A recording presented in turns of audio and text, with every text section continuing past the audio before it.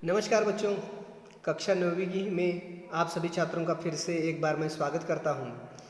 और इस नए पाठ्यक्रम में आप सभी छात्रों का मैं फिर से एक बार स्वागत करता हूं, क्योंकि आप सोच रहे होंगे कि ये नया पाठ्यक्रम कौन सा आया है। आपने काफ़ी जानकारी सुनी होगी दूसरे विषयों के अध्यापकों से। तो सेतु अभ्यास ये नया पाठ्यक्रम आया है। मैं उदाहरण के लिए शॉर्ट में बता देता हूँ। कक्षा 7वीं की परीक्षा आपने दे दी और 8वीं में हमने साल भर आपको ऑनलाइन अध्यापन भेजा और आपने ऑनलाइन ही परीक्षा देकर हम उसमें उत्तीर्ण हो गए। लेकिन हर साल हम जिस पद्धति से जिस तरीके से पढ़ाई करते थे उस तरीके से वो पढ़ाई पूरी नहीं हो सकी। इसलिए महाराष्ट्र शासन की तरफ से ये एक नया सेतु अभ्यास ये पाठ्यक्रम दिया गया है। घबराने की कोई आवश्यकता नहीं है, क्योंकि हमने ऑनलाइन जो वीडियो भेजे थे उसमें जो क्षमताएं आपकी विकसित करनी थी उसके बारे में जानकारी हमने बहुत बार हमने आपको ऑनलाइन पढ़ाई में भेजा था। लेकिन फिर भी महाराष्ट्र शासन की ओर से ये पाठ्यक्रम तैयार किया गया है, इसमें घबराने की कोई बात नहीं है। तो चलो बच्चों, पढ़ने के लिए शुरुआत करते हैं। ये सेतु अभ्यास है क्या? 7वीं से पास होकर आप 8वीं चले गए, 8वीं से 9वीं चले गए। लेकिन 8वीं की जो कक्षा थी, जो हर साल हम कक्षा में आकर पढ़ते थे, उसमें से थोड़ी सी दूरी बनी। इसके कारण ये जो दूरी घटाने का काम है ये सेतु अभ्यास पूरी तरह से कर जाएगा। ठीक है, तो चलो पढ़ने के लिए शुरुआत करते हैं। देखिए यहाँ लिखा है कक्षा 9वीं हिंदी लोक भारती शैक्षणिक वर्ष 2021-22। और इसमें जो पाठ्यक्रम बताया गया है सेतु अभ्यास, इनके जो निर्माण कार्य जिन्होंने किया है उनके बारे में बताया गया है। और इसमें पहले ही उद्देश्य लिखा है, छात्रों के मन में कोविड-19 पृष्ठभूमि पर अध्ययन के प्रति विश्वास पैदा कर एक सुखद शैक्षणिक वातावरण तैयार करना। हमने किस तरीके से ये वातावरण तैयार किया था कि हमने ऑनलाइन आपको अध्यापन भेजा था। ठीक है, तो ये अध्यापन क्या है कि 45 दिनों तक हम यह अध्यापन आप लोगों को भेजेंगे। हर 15 दिन के बाद इस पर एक घटक कसौटी ली जाएगी, जो पूरी तरह से बहुत ही आसान है। ठीक है, डरने की कोई बात नहीं है। हर 15 दिन के बाद एक घटक कसौटी होगी। ठीक है, यानी 15वें दिन एक कसौटी होगी, 30वें दिन और 45वां दिन जब आएगा तब तीसरी कसौटी हो जाएगी। तो इसमें से जो पहला दिन है, दिन पहला, यह है श्रवण वाचन से संबंधित है। तो बच्चों क्या है, आप लोग बहुत सारे जाति धर्म रंग रीति रिवाज के बारे में बहुत सारी जानकारी आप रखते हो, लेकिन फिर भी हम जिस गांव में रहते हैं उस गांव में किस किस जाति के किस धर्म के लोग रहते हैं, इसकी जानकारी आप लोगों को किताबों में लिखनी है। वो किस प्रकार लिखनी है इसकी जानकारी मैं आप लोगों को बता दूंगा। देखो बच्चों, सबसे पहले हमने 8वीं कक्षा में गांव और शहर के बारे में एक कविता पढ़ी थी। ठीक है, तो यह कविता अब मैंने स्क्रीन पर रखी है। मैं जो बताता हूँ वो आप करते जाइए और बहियों में उसे लिखना है, ताकि उसी पर आधारित क्या हो जाएगी, घटक कसौटी हो जाएगी। देखिए मैं कविता पढ़ता हूँ। देखिए, बदला बदला सा मौसम है, बदले से लगते हैं सुर, दीदा फाड़े शहर देखता, गांव देखता टुकुर टुकुर।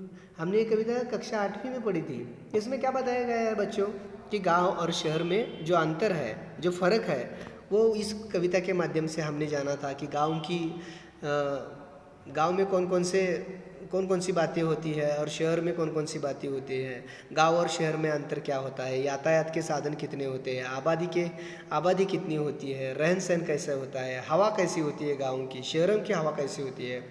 इन सारी बातों के बारे में हमने पिछले साल जानकारी हासिल की थी। अब आप लोगों को क्या करना है कि इस पंक्तियों का वाचन करना है। ठीक है, अभी मैंने जिस प्रकार गाया उसी प्रकार आपको एक बार ये कविता रखनी भी है। तो आप 7 सुरों के बारे में तो जानते हो, मैंने ये छुड़ा कर भी लिया था कक्षा में। तो देखो फिर से एक बार कैसी सुर लगाना है मैं आप लोगों को बताता हूँ। तिल रखने की जगह नहीं है, शहर ठसाठस भरे हुए, उधर गांव में पीपल के हैं सारे पत्ते झरे हुए। तो इस कविता का गायन आप कीजिए और गायन करने के बाद आप लोगों को इन दो विषयों के बारे में आपको 4-4 पंक्तियाँ लिखनी है। कौन सी देखो, पहला है शहर में लोगों की भीड़ बढ़ने का कारण। गांव में पिछले 2 वर्षों में आए अच्छे बदलाव और बुरे बदलाव। कौन कौन से बदल इस गांव में हुए जो अच्छे थे, और कौन कौन से बदल हो गए जो पहले अच्छे थे लेकिन अब बुरे बन गए हैं। ठीक है, यानी अच्छे बदलाव और बुरे बदलाव के बारे में आपको 4-4 पंक्तियाँ आपको बहियों में लिखनी है। उसमें जो नए नए शब्द आएंगे उसे 2-2 बार लिखना है। दीदा, ठसाठस, टुकुर टुकुर, ये कृति पूर्ण कीजिए। इस कविता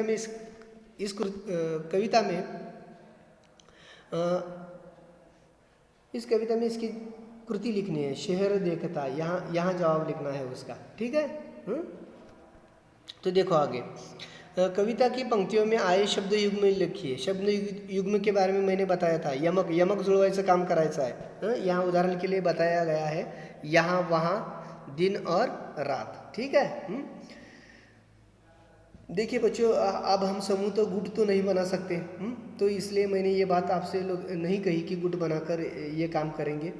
तो आप लोगों को क्या करना है, स्वमत के लिए एक बात लिखनी है कि गांव से जो लोग शहर जा रहे हैं उसके कौन कौन से कारण हैं। तीसरी बात मैंने बताई जो आपको बहियों में लिखनी है। कितनी बात? तीसरी बात लिखो, बहियों में लिखो कि गांव से शहर की तरफ लोग क्यों जा रहे हैं, इसके जो कारण आपको लगते हैं वो लिखने हैं। किताबों में लिखा है, पढ़ो, आप लोगों की समझ में आ जाएगा। एक बार पढ़ा भी था ये। ठीक है। कि तिल रखने की जगह नहीं है, शहर ठसाठस भरे हुए। कवि ने कहा था ना, तिल रखना, तिल कितना मामूली होता है, कितना छोटा होता है, लेकिन वो रखने की भी जगह नहीं है। सारे शहर ठसाठस भर गए लोगों से। कोई काम के कारण जा रहा है, कोई ऑफिस के कारण जा रहा है, कोई गांव में काम नहीं है ये सोचकर शहर में काम मिलेगा ऐसा सोचकर जा रहा है, कोई नौकरी की तलाश में जा रहा है क्योंकि शहर में बड़े बड़े कारखाने होते हैं, कहीं ना कहीं नौकरी का इंतज़ाम हो जाएगा तो पेट पालने में आसानी होगी। बहुत सारे अनेक लोगों के अनेक विचार हैं। उसके कारण 2-3-4 कारण आप लोगों को लिखना है। ठीक है। अगर आपको कठिन लग रहा है तो 7वीं कक्षा की जो पुस्तक है ना, सुलभ भारती, उसमें शहर और देहात और चंदा मामा की जय नामक एक एकांकी है, वो आप पढ़ लीजिए। अब जो दिन दूसरा है श्रवण वाचन, उसमें भी मैंने जो अभी बताया कि जाति धर्म के लिंग के बारे में आप या मुझसे भी प्रश्न पूछ सकते हैं। अगर आपको लगता है कि मुझे कठिन हो रहा है छुड़ाने में, तो मेरे पर्सनल व्हाट्सएप पर आप मुझे भेज दीजिए, मैं ये कैसे लिखना है आपको बता दूंगा। ठीक है। देखिए, शब्दों का इस्तेमाल उचित करना है, सिर्फ हिंदी के ही शब्दों का इस्तेमाल करना है। हिंदी के शब्दों में लिखते वक्त अगर कोई कठिनाई आती है तो आप मुझे पूछ लीजिएगा, पर्सनल व्हाट्सएप पर मुझे भेज दीजिएगा, सर मुझे इन शब्दों को हिंदी में क्या कहते हैं पता नहीं है। उससे भी पहले मैं और एक बात बताना चाहता हूँ कि गूगल पर भी आप सर्च करोगे तो भी आपके बहुत सारे प्रश्नों के उत्तर वहीं पर मिल जाएंगे। लेकिन फिर भी आपको लगता है कि मुझे व्हाट्सएप पे भेजना है तो भेज दीजिए, मैं झट से बता दूंगा। ठीक है। अब देखो, आज के ज़माने में यातायात के साधन बहुत बढ़ गए हैं, लेकिन लोगों की अपेक्षाएं अभी बड़ी है कि जल्द से जल्द, कम से कम समय में वो ज़्यादा से ज़्यादा दूरी पर जाना चाहता है आदमी। इसलिए अब मेट्रो ट्रेन आ गई, और लोकल ट्रेन तो आप जानते हो मुंबई में है, बम्बई में सबसे ज़्यादा। तो बच्चों क्या करना है, मेट्रो ट्रेन और लोकल ट्रेन, इन दोनों के बीच में जो अंतर है, फ़र्क है, वो आप लोगों को लिखना है। बहुत बहुत फ़र्क है। मेट्रो ट्रेन की जो स्पीड होती है वो लोकल ट्रेन से कहीं ज़्यादा होती है। लोकल ट्रेन 4-5 मिनट में एक मिल जाती है, मेट्रो ट्रेन का वैसा नहीं होता है। कम से कम समय में ज़्यादा से ज़्यादा दूरी तय करने के लिए हम मेट्रो ट्रेन का इस्तेमाल करते हैं। अब देखो, यहाँ देखिए, मैं ये कविता पढ़ता हूँ, आपको खुद को समझना है। मेट्रो के खंबे के नीचे रात गुजारे परमेश्वर, दीदा फाड़े शहर देखता, गाँव देखता टुकुर टुकुर। इधर शहर में सारा आलम आँख खुली बस दौड़ रहा, वहाँ रेडियो पर स्टेशन राम दीन है जो रहा। उनकी बात सुनी है जब से दिल करता है दुकुर पुकुर। देखो कवि ने यहाँ बताया है कि शहरों की स्थिति इतनी, यातायात के इतने साधन बढ़ गए हैं। मेट्रो की जो ट्रेन होती है वो खंभों पर चलती है। उसे चलाने के लिए खंभों का इस्तेमाल, खंभों के ऊपर से वो चलती है। लेकिन वहाँ इधर गांव में सारा आलम कैसा है? बहुत ही शांत है। लेकिन शहर का आलम बहुत बुरा है। उसमें बहुत अंतर है कि सुबह उठने के बाद हर कोई आदमी दौड़ता हुआ आपको नज़र आता है। रेडियो पर स्टेशन पर रामदीन है जो रहा, रामदीन हर रोज़ स्टेशन पर अपनी बातें सुनाता है। तो ये सारी बातों आप लोगों को क्या करना है, गांव और शहर में अंतर बताना है। लोकल ट्रेन और मेट्रो ट्रेन में अंतर क्या है ये आप लोगों को बहियों में लिखना है। जनसंख्या की ये सारे प्रॉब्लम कहाँ से उत्पन्न हुए हैं? ये सारे प्रॉब्लम्स बढ़ती हुई आबादी के कारण हुए हैं। तो आप लोगों को क्या करना है, बढ़ती हुई आबादी के दो फायदे और दो नुकसान दोनों लिखने हैं। 2 फायदे और 2 नुकसान। अब यहाँ देखिए बच्चों, यहाँ अगर आप देखेंगे तो आप लोगों को एक बात समझ में आ जाएगी कि यहाँ 4 चित्र दिखाए गए। पहला बंदर है, सवाल है, दूसरा चित्र देखिए, तीसरा चित्र देखिए और चौथा चित्र देखिए। ये चारों चित्र देखकर आपको एक मुहावरा बनाना है। क्या बनाना है? मुहावरा, वाक्य प्रचार बनवायचा है। शिकलेला आहात तुम्ही। एक उदाहरण के लिए मैं बता देता हूँ। ये चौथा नंबर का चित्र है ना, चौथा नंबर का जो चित्र है यानी ये चित्र, इस पर मैं अभी एक मुहावरा जवाब में बता देता हूँ। आपको इन तीनों के लिखने हैं। सोचना है, समझना है। अगर नहीं आएंगे तो मैं बता ही दूंगा, ठीक है। देखिए ये जो चौथा चित्र है इसमें अपने पैरों पर खुद कुल्हाड़ी मार देना, अपने पैरों पर खुद कुल्हाड़ी मार देना, खुद का नुकसान खुद ही कर बैठना, यह इसका अर्थ है, ठीक है। अब लयात्मक जोड़ियाँ, शब्दों की जोड़ियाँ ये इस पंक्ति में जो आई है यानी कि यमक ही यहाँ दिया है, झरे हुए भरे हुए। गाते वक्त हम एक उचित लय के साथ गाते हैं ना, जो वो लय आ जाती है वो किन शब्दों से आती है वो शब्द वहाँ लिखने हैं, ठीक है। अब हमने अनौपचारिक पत्र तो लिखे थे। तो शहर की लड़की क्या कहती है, अपने गांव के एक सहेली को पत्र लिखती है और शहर की रौनक देखने के लिए अपने घर आने का निमंत्रण देते हुए, औपचारिक पत्र है, ठीक है, अनौपचारिक पत्र है, यह आपको लिखना है। उसके बाद आता है तीसरा दिन। तीसरा दिन क्या है, आओ पता करें। देखो बच्चों, मैं आप लोगों के साथ कुछ बातों के बारे में चर्चा करना चाहता हूँ। वो कौन से है? बेटियों की शिक्षा तथा आत्मनिर्भरता, बेटी पढ़ाओ देश बचाओ। देखो बच्चों, अगर एक लड़की पढ़ेगी तो सारा घर आगे चला जाएगा, क्योंकि वो सारे घर के सारे सदस्यों को पढ़ाएगी। बेटी पढ़नी चाहिए, बेटी पढ़ेगी तो वह किसी की बहू बनेगी, फिर माँ बनेगी, ठीक है। तो वह खुद शिक्षा का महत्व समझेगी, तो घर के सारे सदस्यों को समझाने की क्षमता बेटियों की होती है, माँओं की होती है। तो बेटी पढ़नी चाहिए, बेटी पढ़ेगी तभी देश आगे निकल जाएगा, देश बचेगा, ठीक है।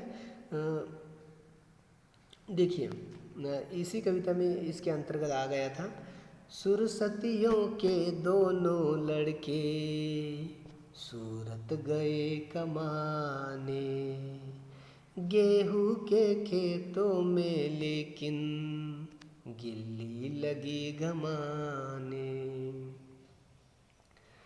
लंगड़ा कर चलती है गैया सड़कों ने खा डाले खुर, दीदा फाड़े शहर देखता गांव देखता टुकुर टुकुर। देखिए यहाँ कवि ने बताया था कि सुरसती नाम की एक औरत है और उसके दोनों लड़के कहाँ गए हैं? सूरत को गए हैं। क्यों गए हैं? पैसा कमाने के लिए गए हैं।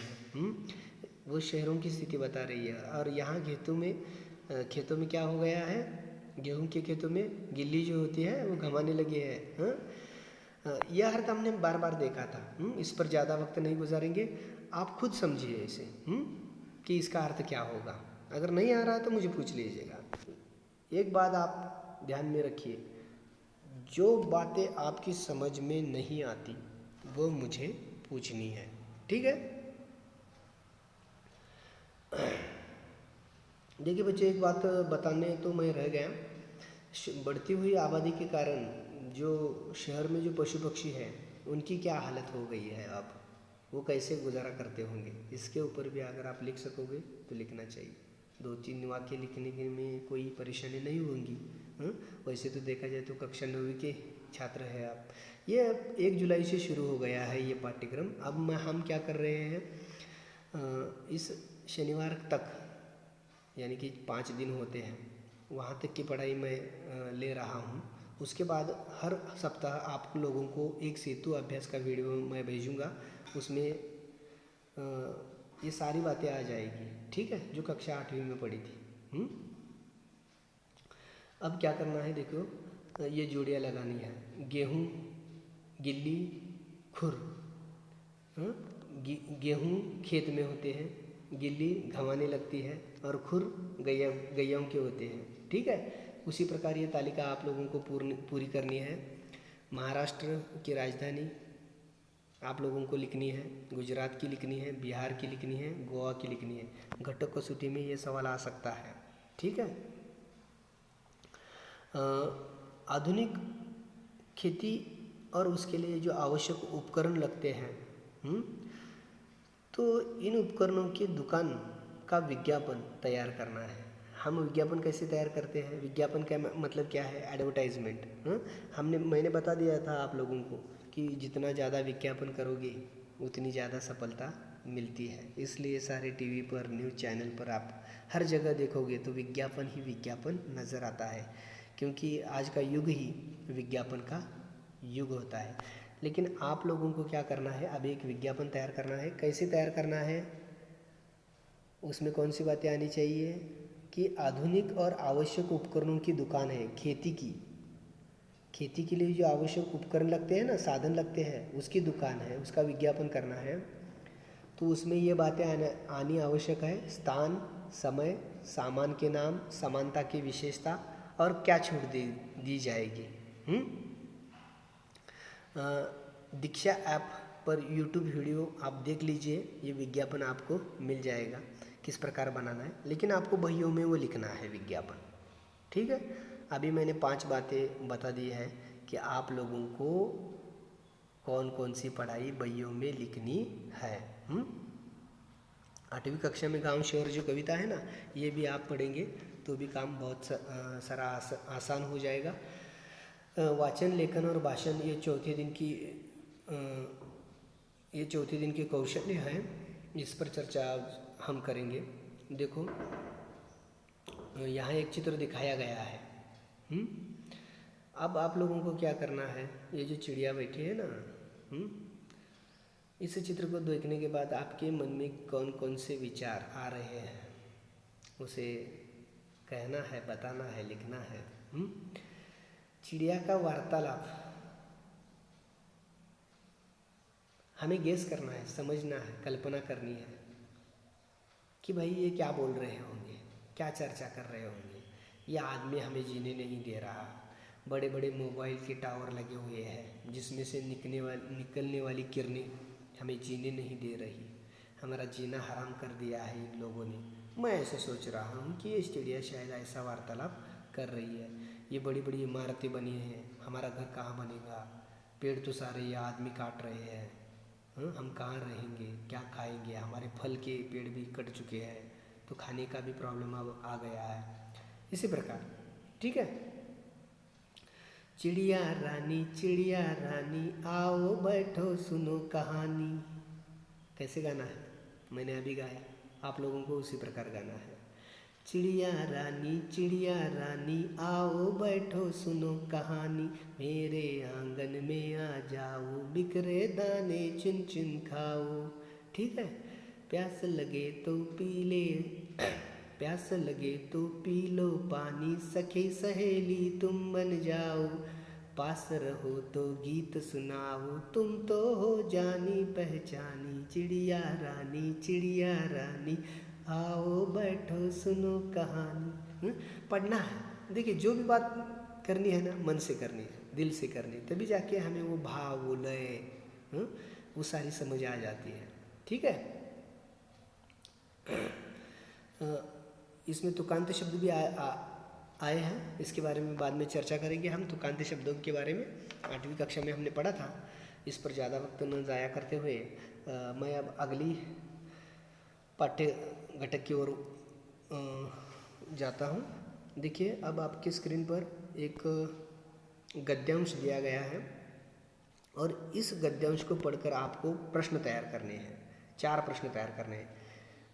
नीचे मैं ये अब नहीं पढ़ूँगा क्या लिखा है, ये व्हाट्सएप पर भेज दूँगा आपको। इसका PDF आपको ये निकालना है, इसमें पढ़ना है और आपको 4 प्रश्न बनाने हैं। हर साल हम गद्यांश पढ़कर वो सवाल बनाते हैं, उसके लिए 4 अंक होते हैं। जंगल को कमी से उत्पन्न हुई समस्याएं, पेड़ों की संख्या कम होने के कारण। ठीक है। अब चित्रों के आधार पर कहानी बनाइए। कहानी लेखन आया है चित्रों के आधार पर। अब हमने चिड़ियों के बारे में सुना था। ठीक है। अब इसके बारे में हम जानकारी हासिल करेंगे। ये चित्र देखकर आपको क्या करना है, एक छोटी सी कहानी बनानी है। जो आप बनाओगे वो ठीक है, मैं इसमें आप कुछ मदद नहीं करूँगा। इसके लिए आपको क्या करना है, 8वीं की पुस्तक निकालो और लकड़हारा, इसके हाथ में क्या है, अभी यहाँ चित्र में दिखता नहीं है। ये लकड़हारा है, जंगल काटने का काम करता है।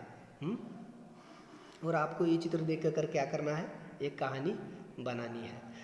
ये नीचे का चित्र देखो।